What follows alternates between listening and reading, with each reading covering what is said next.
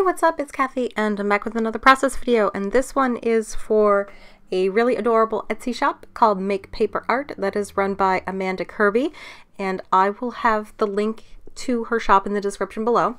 And she sells digital cut files, so you buy it and then you get an email to download the digital file, and they can be used for silhouettes, they can be used for crickets. You could use it as a almost like a digital stamp, or however you wanted to use it, or print it out and color it, that kind of thing. So anyway, I really like her stuff, and I'm guest designing for the month of August, and I am using a cut file called Let's Blow This Popsicle Stand, and it's really adorable because it's this big popsicle with a chomp out of one side, and it has the word popsicle inside, and it just felt so like perfect for a summer layout. Turns out I don't have many pictures about my kids eating popsicles, but I did have this one of my son, my first son, so my oldest, way back in the day when he was younger. And I had originally done a layout with this picture, with actually a few pictures, but it was kind of like when I was just finding myself in the scrapbooking kind of style. So it's really not something it's not really a layout I like. So when that kind of happens, I don't mind scrapbooking another photo from the same like collage or day or anything like that. And I might keep both layouts, or I may get rid of the old one. I don't really know. Anyway, so I did something I don't normally do, and that's because I do like to show you guys at least a little bit of my process, but I did back this entire cut file without filming it, and that was because I needed to do it at night because I wanted to have it ready for the next day so that I could film the actual process video. And I'm not sure if this is something that I will do again. I know that there are some people who really like to see some of that process, but at this point it's kind of the same thing that you might see anybody do. I was just using small pieces of paper and drawing the outline and then cutting it out and gluing it down. So there wasn't too much to it. And I didn't back the cut file with foam before putting down the paper, so there's no dimension or anything like that. I was primarily using small pieces of paper, like 3x4, that type of thing, from some swag bags from Paper Issues. I think one was a new one that I got from maybe June or July, and one was from a swag bag I got like last summer.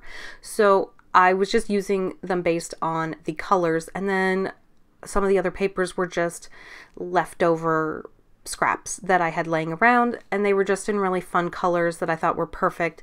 I wanted to bring in some green and blue and orange, and I don't mind bringing in pink, so there's pink. And then once that was all done, I was like thinking I was just going to put another piece of paper behind the entire outline of the popsicle.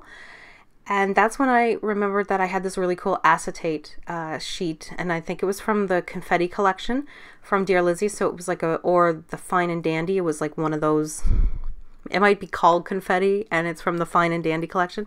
But it was a piece of acetate that just had some really fun colors that matched well with it. And so I backed that whole cut file with a clear piece of acetate and then popped it all up on foam. And I love the way that looks with the clear, so you can still see the background paper, but there's color, and it's neat, and it's got that shiny effect, and it's just, I don't know, it just looked really cool. And the background paper I used has all this, it looks like confetti. It has all these tiny little squares, and it was from a newer pink, I think Pink Paisley, a birthday collection that was very tropical feeling.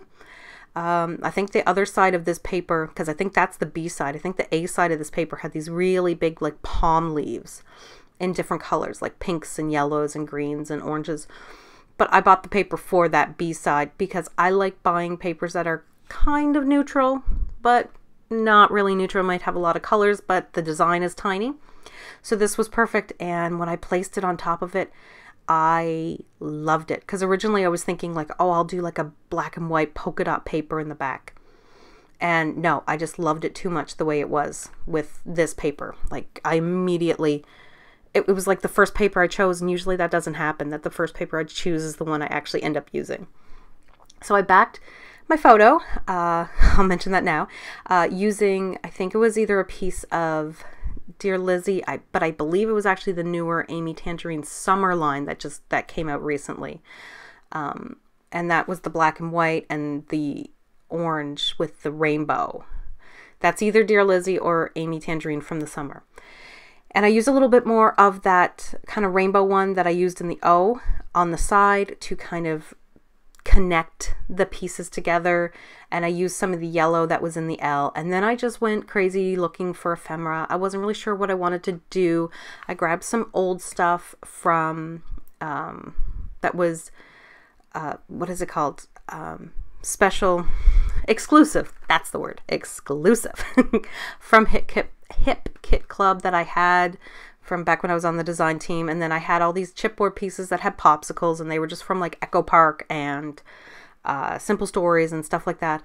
And I was picking them primarily for their colors and for the icons and stuff like that. So I wasn't being too picky on what it actually was, so much as just that it looked nice, I guess. But I didn't want it to be too overpowering either, because you've got so much going on right now. So I'm pretty much just going to fiddle around with how I want to do that. And for some reason, I just really wanted to get that cactus in there for absolutely no reason. Originally, these were not the two places that I was thinking of putting my embellishment clusters. I was thinking I was going to do the bottom left hand and the top right, and then I ended up switching it and making one of the clusters down towards the popsicle stick.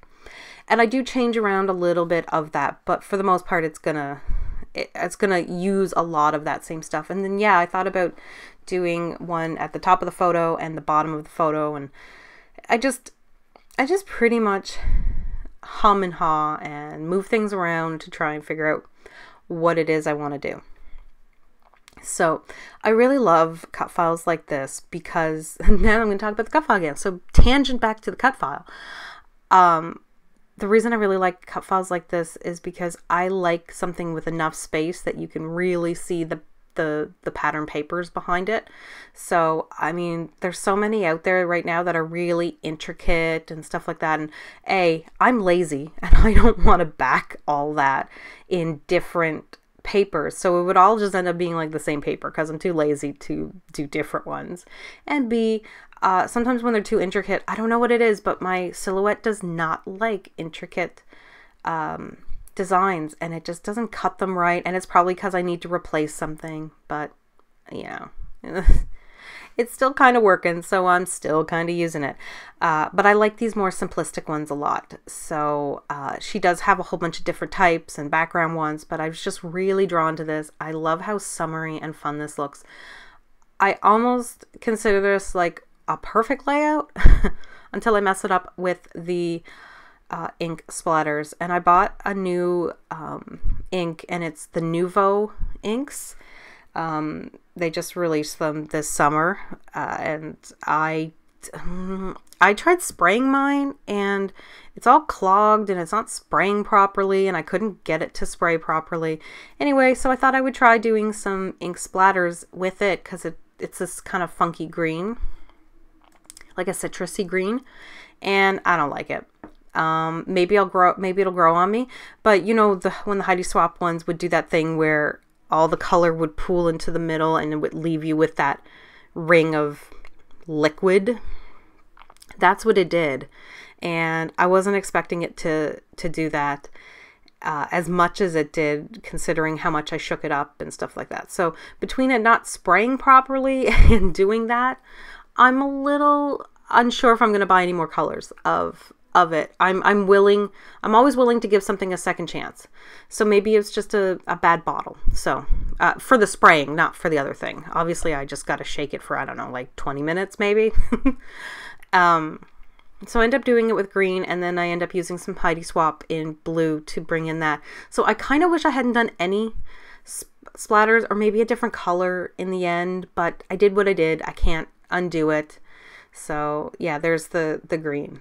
So anyway, And I mean, it doesn't look like I shook it much there, but this is sped up quite a bit. So that is about it. I will leave the link for her shop in the description below. Thank you guys so much for joining me again. Oh yeah, I do have to reprint that photo, and I do put a new photo in, just as a heads up. Cover your photos. Don't be me. I'm terrible for this. I'm so lazy.